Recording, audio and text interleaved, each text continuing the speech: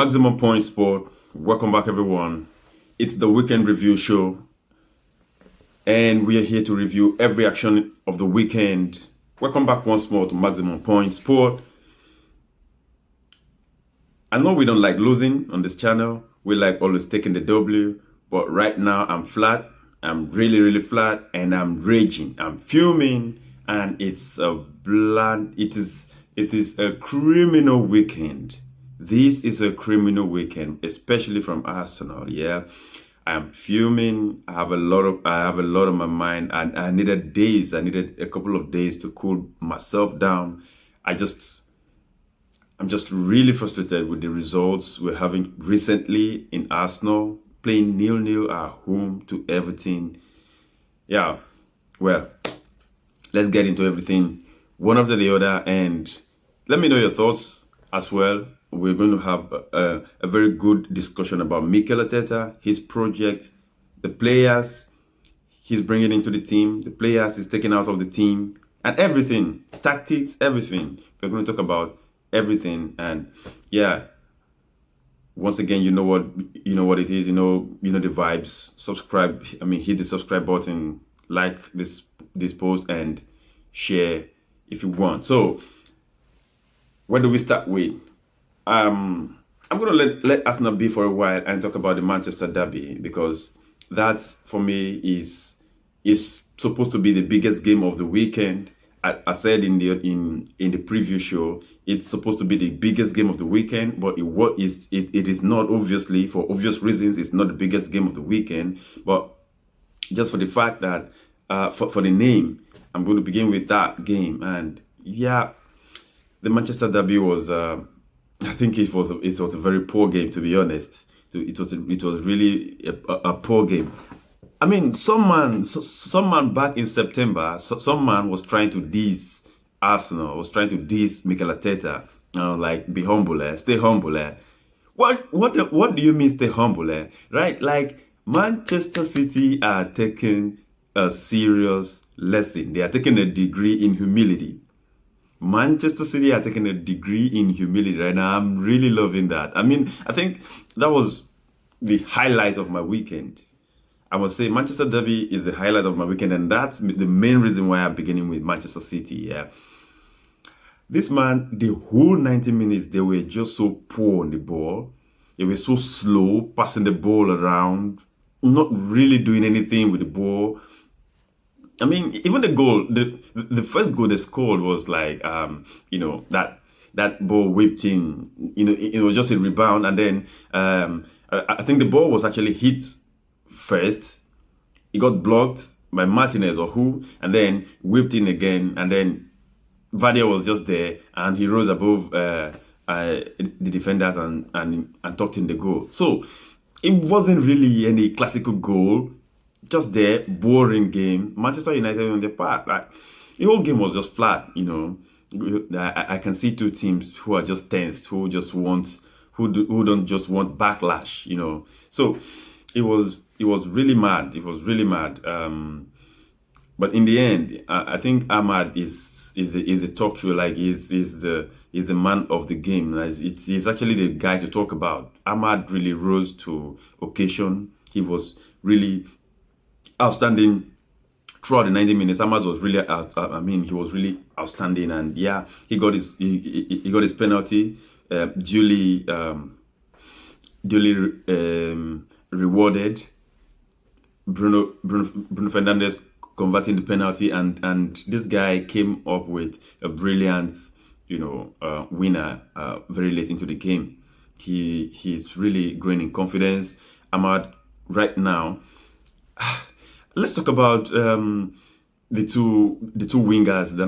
The two key wingers at Manchester United that anyone would feel would never be left out of the squad or left out of the team. Rashford and Garnacho. I'm really surprised, especially Garnacho. Yeah, I'm really surprised, because that guy, I don't know if it's because I don't watch Manchester United too much, but anytime I watch Manchester United, that guy actually looked threatening. I know he misses hell of a chance.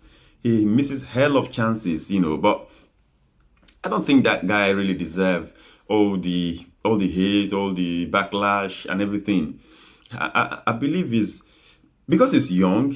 That age has to be considered. That guy is not 25. I mean, I don't actually, I'm not sure of his age, but I don't think he's even 20 yet. So his age needs to be considered as well. That guy should be 20. He should be 20 maximum, and I've not really seen him so bad. Yeah, I watched him miss hell of chances. And I'm like, what?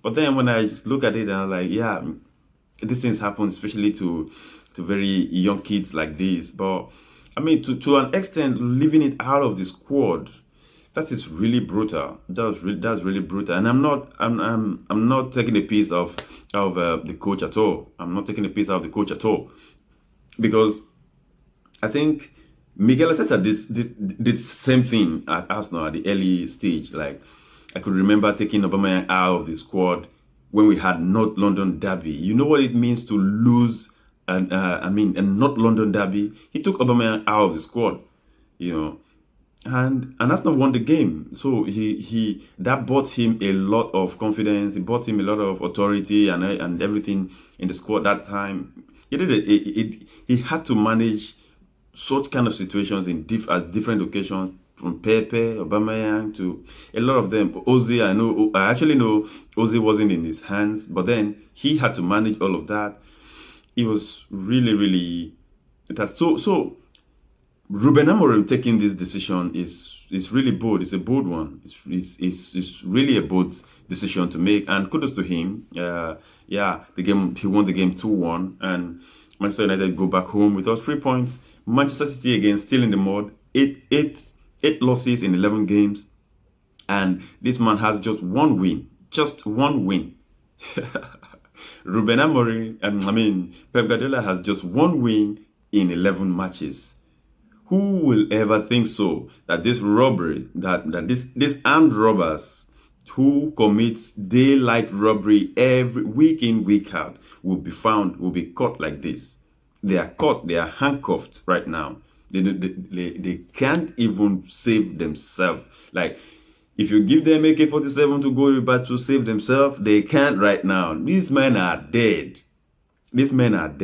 Trust me, Southampton will take a piece out of them. Southampton will come to what do you call the fucking stadium? Etihad, right?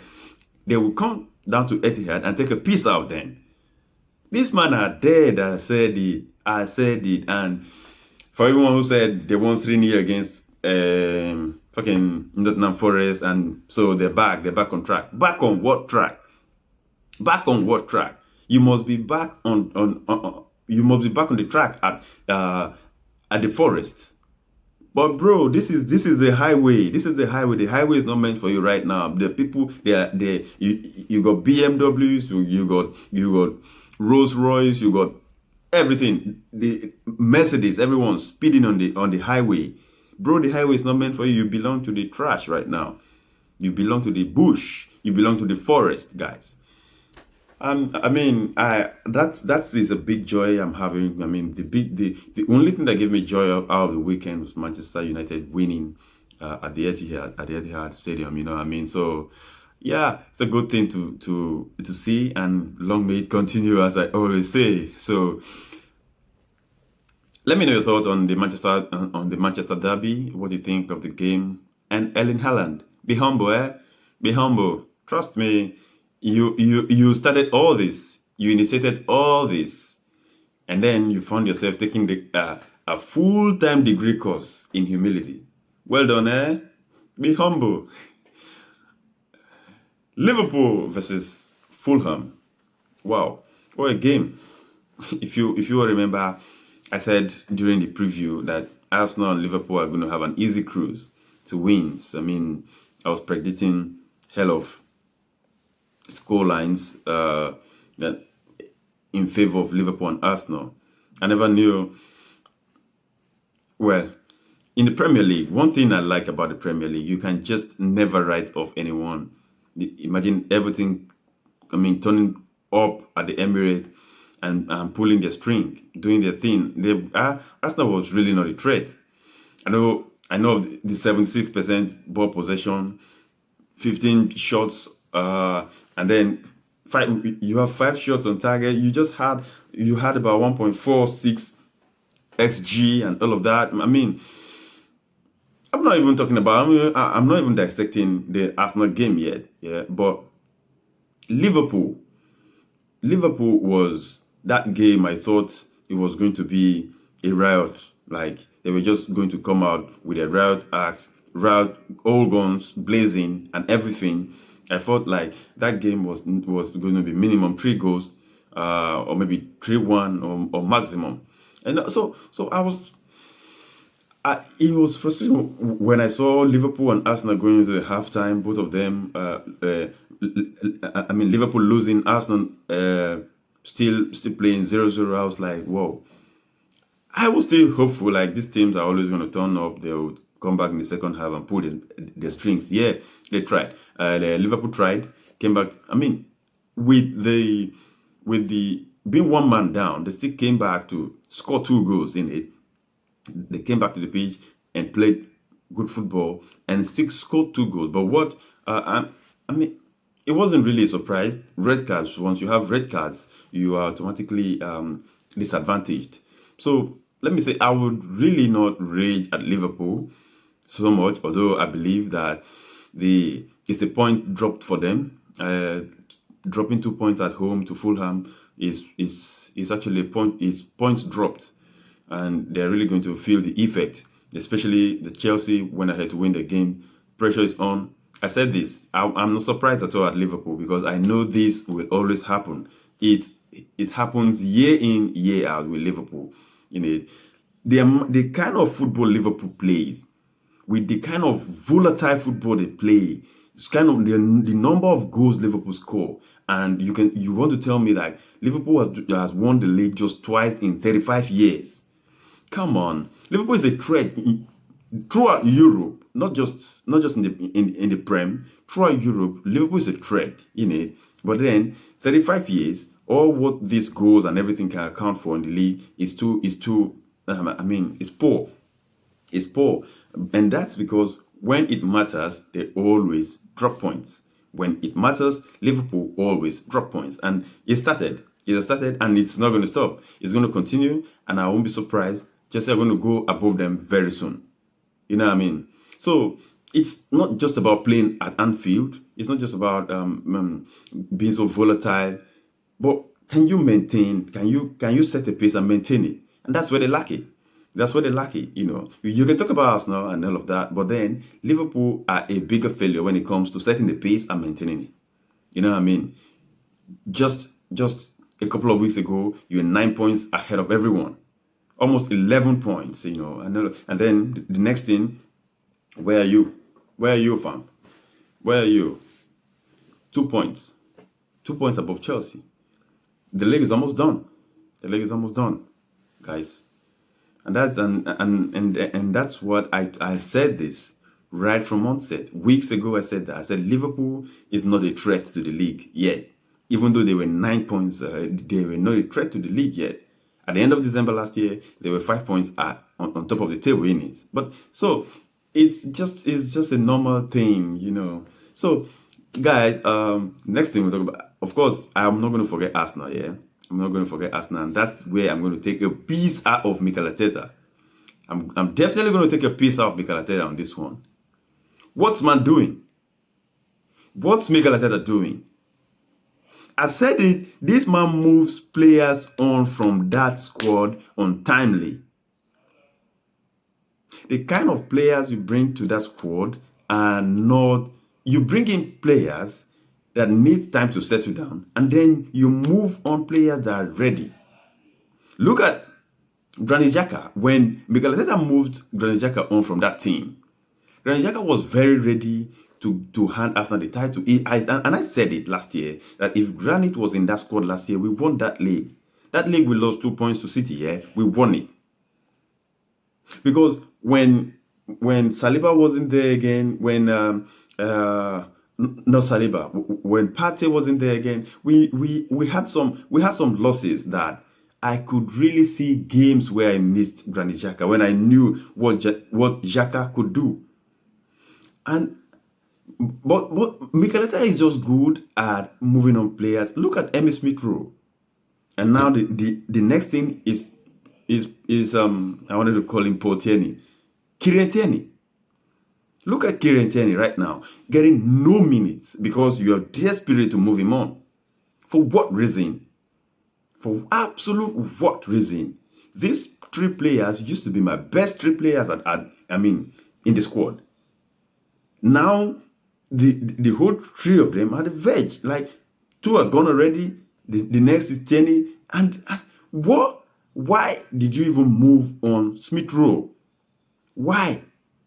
Why can't you get a proper thing for him, a full loan? I mean, give him a full 1 year loan if you really feel his impact. And Smith Rowe is a very good sub. Like, it's a guy you can bring up from the bench, and you always leave him on the bench. Now you are shocked. Odegaard went on an injury, and there was nobody to play that position. You had no backup for Odegaard, and then you let Smith Rowe go. This man making decisions are shocking. The decisions are really, really shocking. You claim to be the chief disciplinarian. I could remember very well. I talked about it when you disciplined Aubameyang and the rest, and Pepe and everyone. You showed yourself as a disciplinarian, yeah? Now, Kai Havertz is playing rubbish in the team. Kai Havertz is that striker. He's not playing like a striker. For me, he should. That guy, goalkeeper, I don't even know where I can place him. That guy is not a striker. He's so slow. And then the best he can do is to fall back into the midfield and pick the ball and pass the ball up for others to run up. As a striker, look at what Nicolas Jackson is doing. That guy is flowing in confidence. Pick the ball and run at defenders and hit the ball outside the box, everywhere around the box. Chase down the defenders into the 18 and hit the ball with confidence. You are not be that killer striker here, but you are so slow. The best you can tell me is, yeah, like you find pockets. You are good in finding spaces. Doing what with the spaces? Doing what? What are you doing with the spaces you're finding? You're just finding spaces and running at spaces, doing absolute nothing. As a matter of fact, recently you've been running into blank spaces, being covered by defenders. Nothing. You know what I mean? So it's really, really poor, and it's time this guy got benched. Mikel Arteta once more showed his frailty in it. Like, he showed his weakness. Really, his substitutions were shocking. I can't believe Kai Havertz spent playing 90 minutes of that match when he was rubbish all through. I don't care when he dropped into the midfield and picked the ball and tried to pass the ball forward. I don't care. That's not his role. Leave that for others to do. Go do your job. Go do your job. I mean, it's just so frustrating. So frustrating from Kai Havertz, what's done and everything. But you know what I mean? It's always going to be that one where it's going to be the lesson. And I hope Mikel Arteta takes his lesson from there. He has to take his lesson and he must get a striker in January. Arsenal need a striker, and not just any striker. That striker must be in his prime. If you must try to get a Gyökeres, or you get, Isak. Give me a striker that can be threatening around the ball, that can threaten defenders, that can, bully defenders. And hit the ball anywhere around the 18 yards with confidence, and not some kind of slow man. Not some kind of slow man. I was expecting Kai Havertz to get dropped onto the bench for Gabriel Jesus, because like I said, the last game Gabriel Jesus played, I know he missed two big chances in it, but then I could see that fight from him. I could see someone fighting, trying to drag the ball. I could see it. But what does Havertz do? Just being slow with your hands, with the body. You don't know what you're doing, guy. I'm absolutely not for this guy at the moment, and he needs to go to the bench. He needs to go back to the bench. For me, Havertz is the bench is a sub for me. He's the 75-minute sub for me, and there's no better than that as of now. We need to get our number 9. Currently, we do not have a striker, and we have to get it.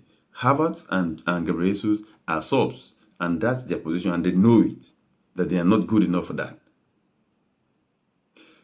Chelsea at home versus Brentford. Again, I said, I mean, I wouldn't be happy to see Chelsea winning in any game in it, but I wasn't fuming when I saw them winning. I wasn't feeling bad at all because I needed that league to be competitive. Liverpool gave a large gap that everyone think, oh, the league is done. I don't want the league to become boring in December. No. If Chelsea's win is going to make that league look more competitive, let them go ahead. If we're good enough, we're going to recoup and come back for it. Let that gap be shortened and let the league be competitive. And so Chelsea at home won their game 2-1, and of course they're 2 points behind Liverpool at the moment. And yeah, it's a good one. Like I said, Chelsea are really flying in confidence, and that's what's helping them right now. Confidence. They are conceding hell of goals. When Maresca came out and said he's not talking about the title, and then he gave his reasons. That guy is not pretending. His reason is very genuine. Because if you really want to contend for titles, you can't be conceding goals every game. And Chelsea concedes goal almost every game. You know what I mean? So he's saying that he doesn't want to get talked into the EPL title thing with that reason. I believe him 100%. I believe him 100%. And the guy is doing a good job. When someone's doing a good job, give him his flowers. Give him his absolute flowers. Enzo Maresca is doing a good job in Chelsea. Can they continue it? Can they maintain it? That I don't know. Because in the league, 1 or 2 results can just sway you away, and it can just get you off track in it. But right now, give him his flowers. Give him his flowers. You know what I mean? So that was a good result for Chelsea as far as Chelsea and the fans are considered. They can leave it to them. They can win all their games 2-1. It doesn't really concern them. But the thing is, can you try not to? Will you always outscore your opponents? That's the question. And if you can answer that, that's cool. For me, I wouldn't mind to win all my games 2-1. I wouldn't mind Arsenal winning all games 2-1. But you must outscore your opponents before you'll be able to have that shout in it. So, yeah, I mean, what game is less? But I think we talked about the major games. Of course, Newcastle at home winning with a large score. And the surprise of the weekend actually was Palace away to Brighton winning 3-1 in it against Brighton. That's a very great result for Palace. And of course, Arsenal faced Palace at home this week for the EFL Cup. It's always going to be a great game. That gives them a lot of confidence to come into that game, and we'll see how that pans out in it. So, as for me, target. Someone asked me about target. This since Arsenal has fallen out of the league and everything. What's your target? What do you want Arsenal to do? What are your expectations in terms of trophy? Right now, I must tell you, minimum here. Arsenal must win at least the EFL and FA Cup, because the league for me is really shaky at the moment.